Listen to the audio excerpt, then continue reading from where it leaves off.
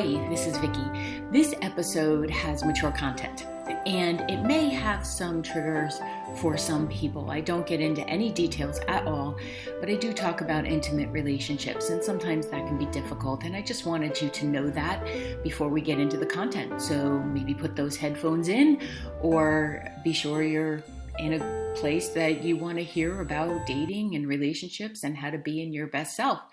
And that's a good way to take care of you. So I hope you stick around.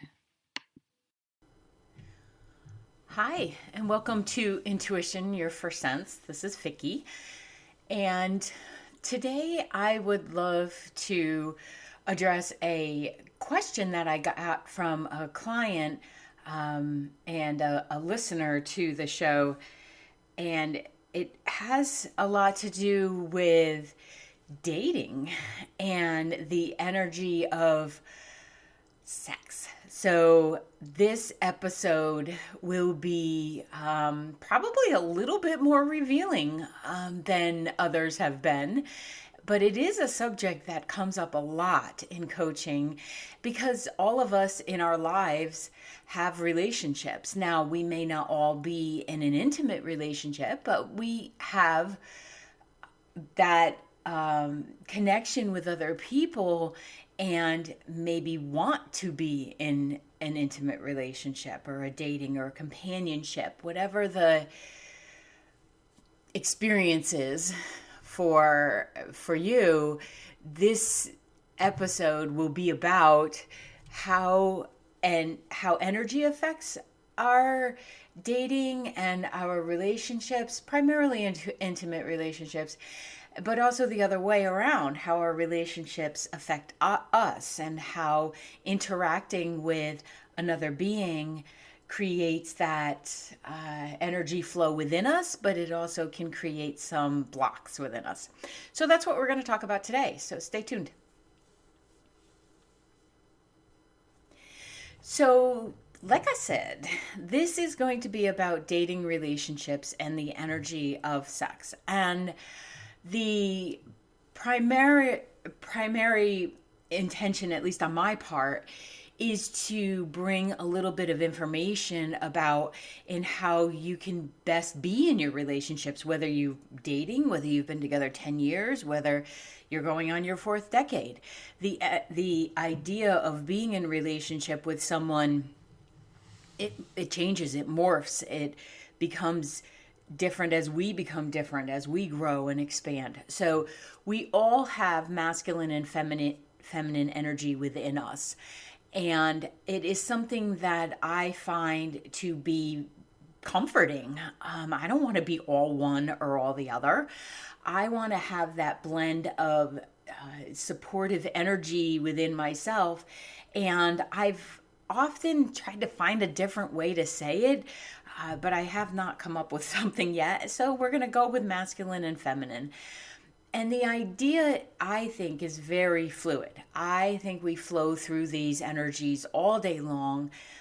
Some of us in a female body hold a little bit more masculine energy, and vice versa. In a masculine body, hold a more feminine energy. And the reason I've tried to find a different description is because I feel like that's so... it creates a separation rather than you are one being with these characteristics. But for the sake of vocabulary, I'm going to use that right now. And if someone else has a better way of describing that, and I'm just not coming up with, I'm usually pretty good at that, but this one has definitely stymied me. So feel free to send it along. So because we have these qualities flowing through us, it can often be difficult to discern what our collective self is. And that's why I'm always suggesting that people see themselves as a whole being, intuitive, physical, experiential, matter, and just all the other areas. I feel like it's important that we look at ourselves as a whole self, because our energy is our business. You are in charge of how you flow. You are in charge of what you use and how you use your emotions. So some of the emotions that come up in relationship, they're not specific to a masculine or a feminine energy. They are absolutely the compilation of both, and of all those other aspects of you as your soul, and whatever you wanted to learn in this lifetime. So you are in charge of your own energy. And whenever I'm working with someone who's in a place of wanting to be in a relationship, and they're talking about their own ideas about what a relationship would look like, or they're healing from previous ones, I always say to them that going into any relationship and being in any relationship, we have to maintain our own individuality. We have to maintain our own sense of self, because that is how you contribute to the best relationships. When someone is needy or clingy, or morphing into the other person, it's just not pretty. And I think we lose a sense of respect for ourselves when we do that, because we did come in on our own soul's journey, and we did agree to do this as individuals connecting with others. So that whole Jerry Maguire, you complete me thing is a bunch of bunk. It's just pure BS, because no one else can complete you. It's just not possible. And when you live in that type of relationship, it's exhausting. And it was actually one of the things that Howard and I had the most challenge with, because I would say to him, I cannot fill you up. Once I realized it, it took about a decade to realize that was what was going on. We just can't be the energy supply for another being, because eventually it turns to frustration, resentment, even anger. So you are in charge of your own being, your own person, and this is actually what attracts a partner to us. Do you know your own self? I happen to really appreciate the fact that I have a strong personality. I can be incredibly soft and squishy, and I melted over the fact that my romaine lettuce is sprouting this morning. I got so excited. It looks like it has a little buzz cut going right now, but it's adorable. And so that's the example. You can be somebody who's completely independent and knows her own mind, her own sense, her own self, her own heart, and melt over baby romaine shoots. So knowing who you are is the most important thing in being in a relationship. And of course, we're going to grow as a result of the relationship, hopefully. And we're going to discover new things about ourselves that we didn't even know before. But if you have that sense of self going into the relationship, you won't feel the lower vibrating energies. So the jealousies, the neediness, the connectiveness that is on the less than supportive side of things. It's just important to know. So one of the ways that you can do this is to, like I've talked about in the other shows, is to just get to know who you are, what you like, how you vibe, and what types of people would you like to be with. Because in a dating relationship, in a intimate and in a committed relationship, if you don't have friendship along with chemistry, it's just, I can't say impossible, because I've definitely seen people suffer through it, but it's not the highest intention of that connection. So I firmly believe that when we have friendship and chemistry, at the times where the chemistry wanes, and anybody who's been in a relationship more than 4 years or so, that happens. It just happens. Come on, we're humans. Things happen. Life gets a little intense at times, or hormones are down, or There's growth that's happening that we're not really sure if we want to be with the person, that those are all completely normal aspects of a relationship. But if you don't have that I like you and I love you and I want to jump your bones, it is incredibly difficult to navigate the more challenging aspects of life.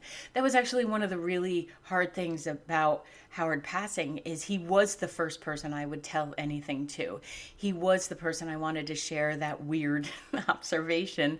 And it was a dynamic that we worked very hard on in our relationship, because I saw it so much in other people, that they were either really good friends and they had no chemistry, or they had chemistry and they were biting each other's heads off, and there just wasn't that combination often.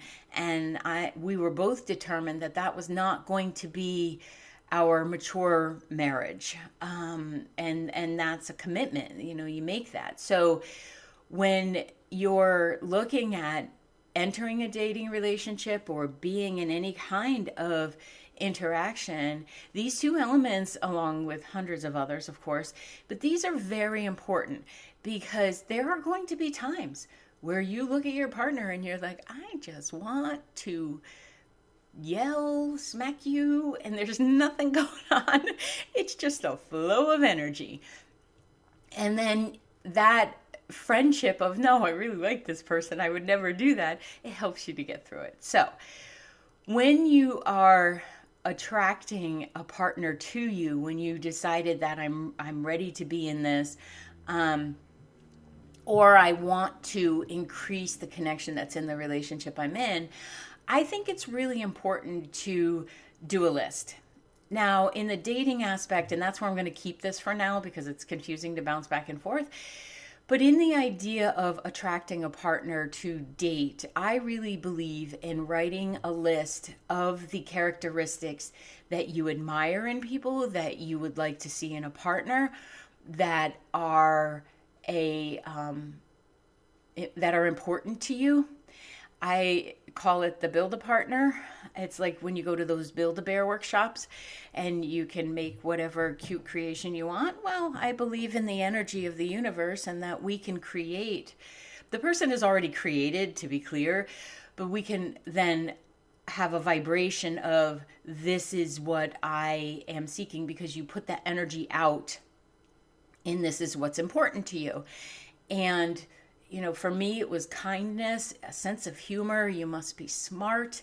We don't have to be smart in the same way. I think it's actually a lot of fun to be smart in different ways. Have to like animals, be active. That was one thing that I had on my Build-A-Partner list, and boy, did I attract that, because sometimes I honestly think he's trying to kill me on some of these hikes. But the list is important.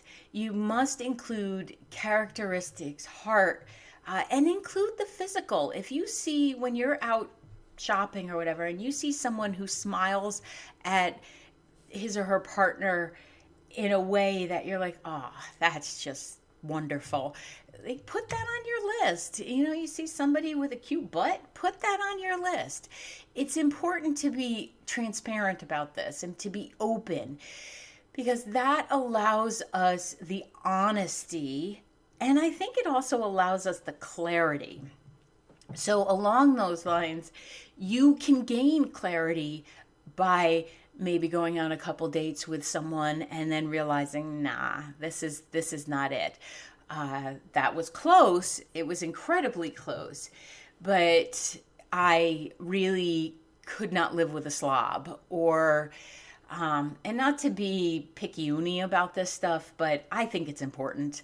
And there are certainly things that can be worked out or talked about or discussed, but I always encourage people to don't settle. Because number one, it's disrespectful to the other person, because there could be someone who is of a higher frequency match for them. And I think it's important to have those courageous conversations, in both when you're going into a date, be honest, speak clearly, be kind, know what you want before you get there. If you are in desperation and you feel like you have to have a partner, you have to do this, you are going to attract someone to you who has that resonance as well.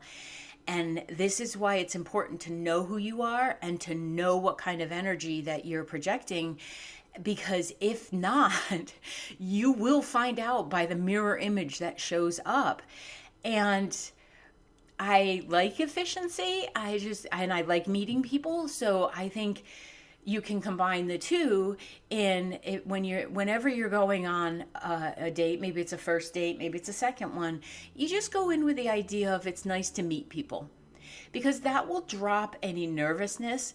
It will drop any energy that you are holding that you may not even realize that you're sending to this other person, that you need someone, and need is lack. If you need someone, you're lacking something within yourself, and you would be better served to spend the time understanding what is that lack before you decide to connect with another person, because like attracts like. And it's not all of the, these are the beautiful aspects of me that are attracting someone. It can also be the aspects that you're not willing to look at. So be honest with yourself, speak clearly, and be kind, and be willing to just meet people and take the pressure off of it. If you recognize that no one can complete you, that you are your own complete self with all its little divots and quirks and everything, it will be that much easier to line up with someone. So knowing what your issues are, what are they? Have you looked at them? It's not all the other person. A lot of the times people will come in and they just annihilate their exes, or we're in a session and they're blaming everything in the rearview mirror, and I listen, and often I will say, I think you're forgetting somebody here. And then, I think it's my role sometimes to point out that you're not being honest with yourself. What did you contribute? All the challenges in our relationship over 27 years, they were not on Howard. They were on both of us. And because one or both of us were a little stubborn, we hung in there to and took responsibility most of the time for what we were bringing to the table. And I think that the relationships that I've been able to witness, and the couples that I've worked with, they have a humor around this. They understand that none of us is perfect. It is not possible to be perfect. We need to drop that, which also means accepting that there are things that maybe somebody else picked on you about, but this person would find endearing. So knowing what your challenges have been and what are you still holding. For me, it's really hard to trust that someone wants to be with me for me. And that's in friendship, that's across the board for me. Enneagram number 3, yay. But it's something that I see as an experience for me, and something that I'm committed to allowing, because I know that then opens me up to more in the world. So being able to name it and face it, and to really actually enjoy it because it's right there in front of me, I know what I'm working with, helps me to then communicate to my partner that sometimes this is an issue for me, and I do want you to call me on it. I don't expect you to, flower it up and constantly be giving me compliments, because I probably wouldn't trust that. So, such a complicated being. But it's important that you bring your awarenesses about what were some of the challenges, what are still some of the challenges in your relationships, and then in the relationships you've been in. But do not play the blame game to self or to whomever your partner was before, if there is one, because that only wastes time. Look at it as some sort of analytical problem and be an observer of it, because that will help you to create some space and to step back and to kind of take some of the emotion out of it, because then you can address it. So we all have old belief systems that are running around in us, but that doesn't mean that they have to stay there. They don't have to become your current BS. Just because they were old belief systems, they don't have to become your current BS. So how you saw your parents, what you were taught, what you experienced in society, this all contributes to who we are. But when someone is coming in and when someone is having a session, sometimes I forget it's all virtual. When someone is having a session and they want to talk about their parents and how they treated each other, oh, we're going to talk about it, but we're not going to make it the focus of what's going on now. We're going to use it to understand that that's where you learned about relationships, and then we're going to shift those neural pathways, and we're going to get some new belief systems that are on board that are supportive. Because yes, the brain can get caught in this wheel and kind of revolving door almost, where it just keeps repeating that that's the issue, but it's no longer the issue. You are not living in your parents' home, I hope. You are a consenting adult, and you get to choose how you think and what you believe about situations. I would not want to repeat my parents' relationship, because that was their relationship. Now, I might take aspects from it, because even though, my father was a nudge towards me, he was very loving towards my mom. He was very kind to her. And that was something I saw. I knew that they had genuine love between them. And I'm grateful for that. So you can take those aspects. But if you're using your time, space, energy to blame your current relationships on what happened in the past, you don't want to take responsibility for who you are today. And in my experience, that just delays. And then people get frustrated about, well, I haven't met the one. And can we just talk about that for a minute? My goodness, there is no the one. With all the people that are on this planet, if there was the one, no one would ever connect, or have loving relationships, because the odds would be so against it. Now, I do believe that we choose our partners before we get here, but I also believe that there's this pretty impressive amount of possibilities, because we couldn't possibly know who we would be at what age and where we would be in our own expansion, because that builds on what we've learned in the past and who we've interacted with. So for those of you who are looking for the one, you're actually setting yourself up to be the one, to be single, to not connect. And that's fine if that's your love, if that's your intention and that's how you want to be in this lifetime, fantastic.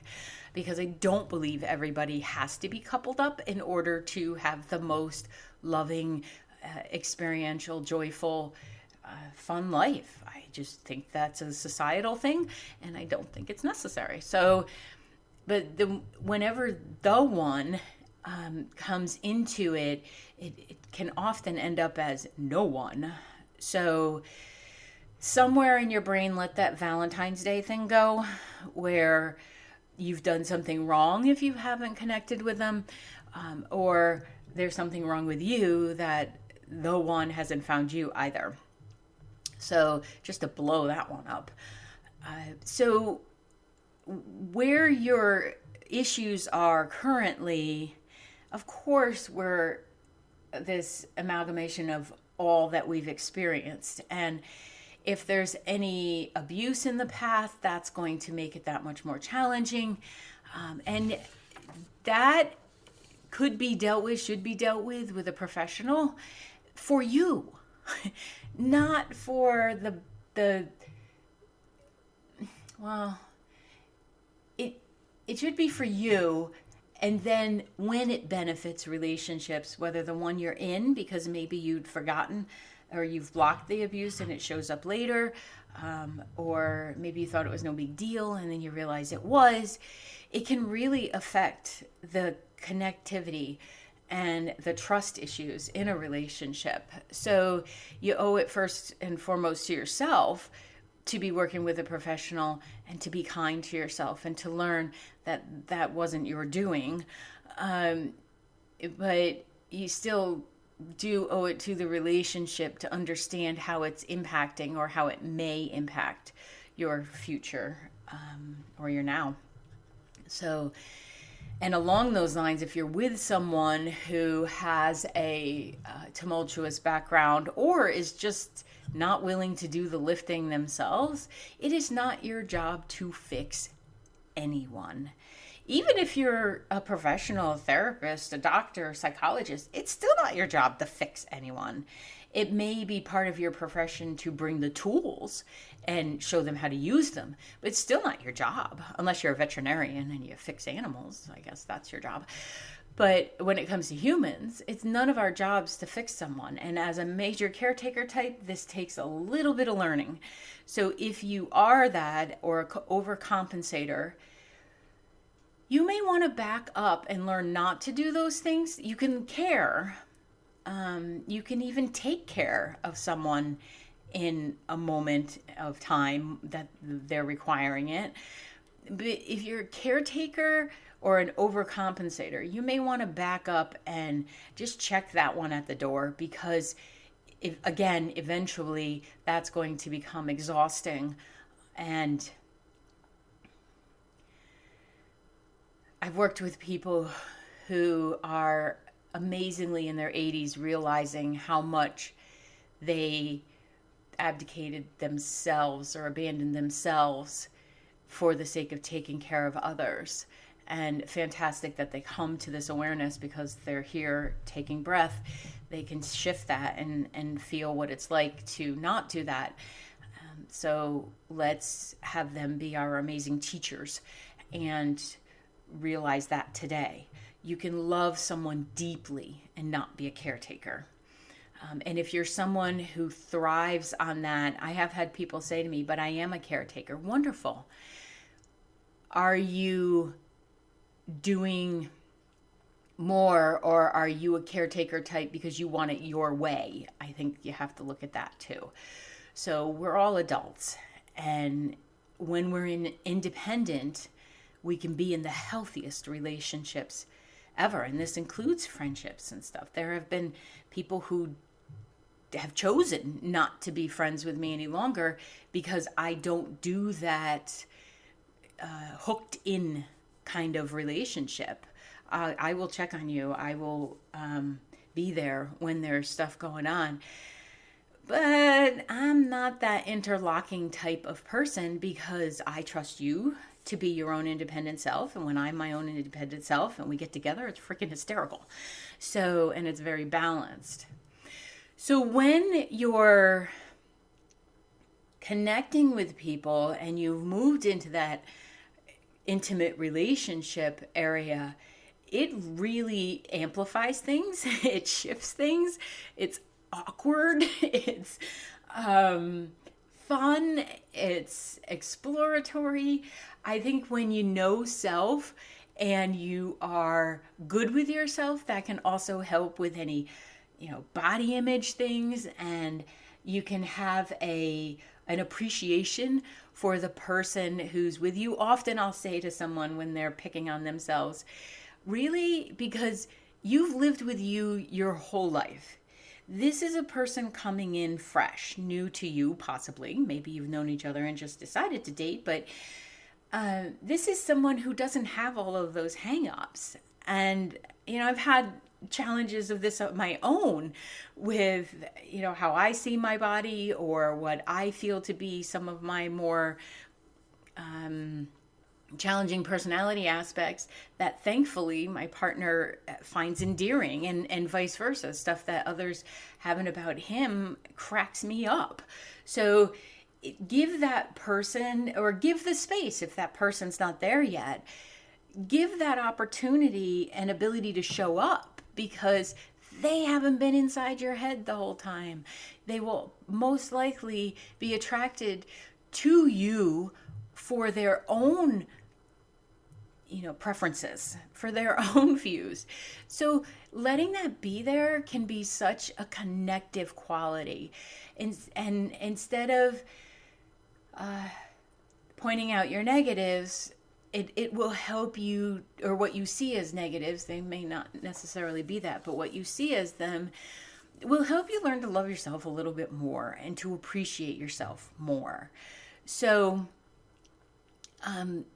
when you're in that sexually engaged relationship, it's vulnerable. There's exposure. You're bringing previous experience in. I think you have to listen to that. If there's not chemistry there, again, you not only owe it to you, you owe it to the other person to admit it. And I think it's important to understand how the energy of a sexual relationship can change us. And this includes, the one night stand, the friends with benefit, although I just wonder how that works, because when we are connected physically, our limbic brain gets involved. And the limbic system is a portion of the brain that deals with emotions, memories, arousal or stimulation. And it also creates a connection to anyone that you've had intimacy with. So that gets in there, and it kind of messes with the whole system a little bit. That's why if you've had the experience of having that connection with someone and then you kind of get a little obsessed with them, hopefully not to the fatal attraction level, but you just can't stop thinking about them. Your head won't stop.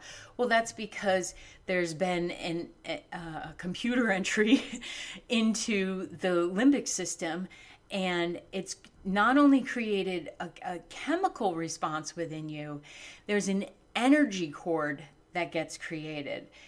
So when you've had an intimate encounter with someone, there are cords, etheric cords, and the more that you've been with someone, the stronger these cords are, which is a good thing. And yet it can also create confusion in the rational thinking brain. And I do believe that this is part of what can happen when someone is in a relationship that's not respectful or that is abusive. I think we have to remember that there's not only a brain hooking in, there's an energy hooking in. And I've seen where once those cords are removed, the ease that can come in somebody's space. And it's done energetically, and it may also be done with some NLP or some tapping or definitely some neural pathway work. So understanding that the energy blends that are there, it merges, and then that creates a somewhat of a dependency on the other person. And it's important to know that, because then you can say to your head, okay, head, I know you think that I'm supposed to go get this person, whack them over the head with the billy club, drag them back to my cave and procreate, but we are way past that. So especially if you're dating in your 50s, like no way is there procreation necessary, but the brain doesn't know that. It thinks that this is necessary to keep the human species, because even though we've evolved quite impressively with our technology and with our communicative abilities and what we understand about the brain, it has not evolved. It still thinks we're in caves and that, there's limited beings out there. That could explain the one, now that I'm thinking about it. Maybe the caveman part of the mammalian part of our brain is still in that space. So you just have a little conversation with it and you say, yes, I know I had that connection with that person, and I understand that this is a physiological, emotional, mental, and now I understand that there's an energy connection to it. So, for instance, if you're no longer with that person, hopefully you were an adult and it was amicable, or at least respectful. It doesn't always have to be amicable, but respectful. You can remove those cords yourself. I ask Archangel Michael to remove all cords quite often. And when I'm working with someone and I'm removing those cords, I'm also doing it at the soul level, but that's because of training. So, but you can absolutely remove your own cords, and that might help in the overthinking part of it. So when you're combining your energies and your bodily fluids and everything, that's also clearing chakras. That was the euphemism in our house, actually. Total overshare here. But, when the kids were still home and stuff, we called it chakra clearing because that chakras were a word used in our house. And it's something that allowed the playfulness to be there. But it's true. Like when you're sleeping with someone, when you're engaging in intimate, and even if you're doing, self-satisfaction and stuff, orgasm clears chakras. So it's fantastic. It's a way to kind of leave the earth for a little bit. And it also helps with headaches and stuff because the energy that gets built up in there, you can get a traffic jam, and orgasm will help with that. So, boy, you didn't think you were getting all this on an intuitive show, did you? But there is no subject off limits as long as I have a little bit of knowledge in it. And working with people for 20 years, the relationship shows up in every aspect of work that I do. And I love it because I feel like the more that we are free with our understanding and we are knowing of ourselves, and we get the intuitive part of things, but we also get the physical part of things, it's just so much easier to be in relationship. So when you're clearing those chakras mutually, hopefully, you're also creating an energy blend and a connection there too. And it goes to the higher heart, and it's on so many different levels. And this is why you want to be choosy. You want to be picky. I completely get the idea that you might just want to have an evening of fun. No judgment here. Just be safe. Be choosy. Because there's no way around it. If you've had an experience with someone, you have connected them in with your brain. And while I do know that we can consciously release those people, if you didn't know about it, think about your partners in the past who might still be wandering around in your brain space. So when you're connected in this way, it can be the most beautiful, soul expansive learning process. Maybe you are learning more about yourself so you're able to help your partner understand.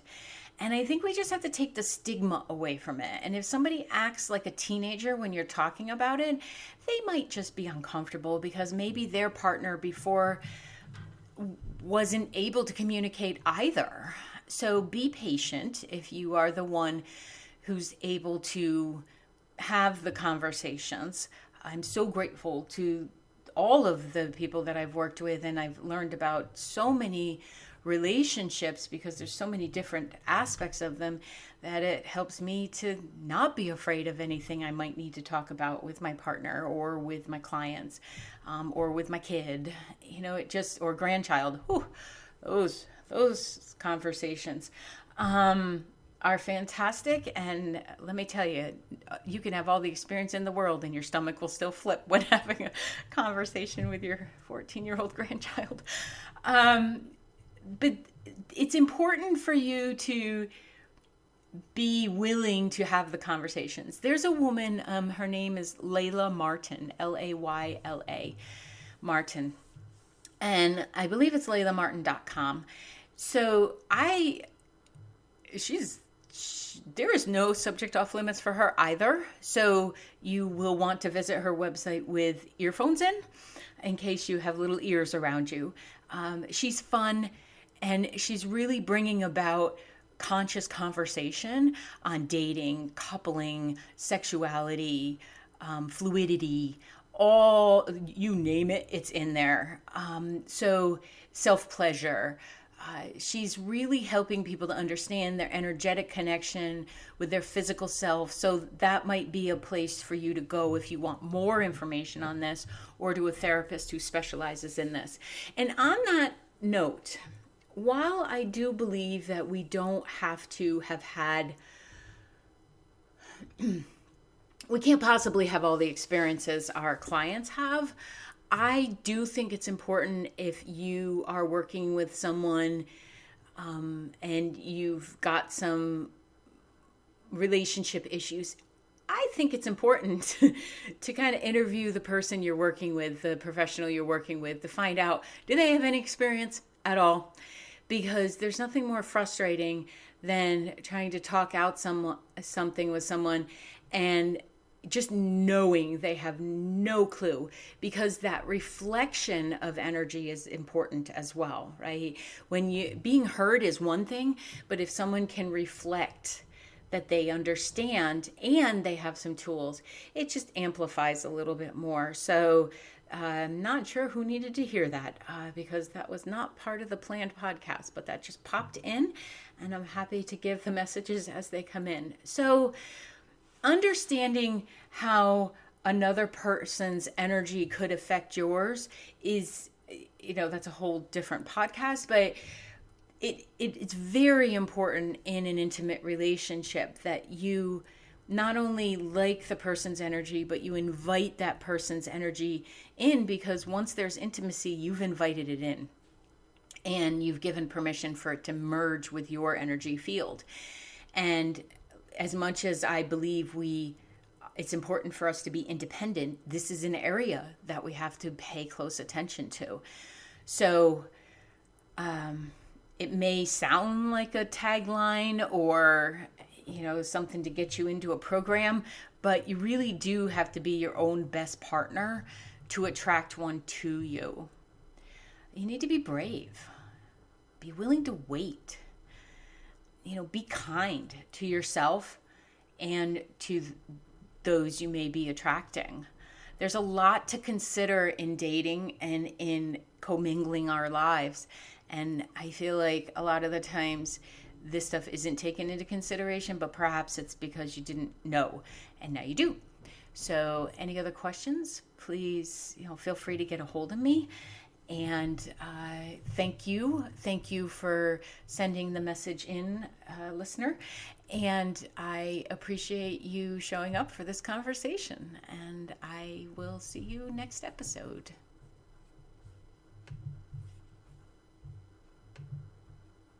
Thank you for listening to Intuition, Your First Sense.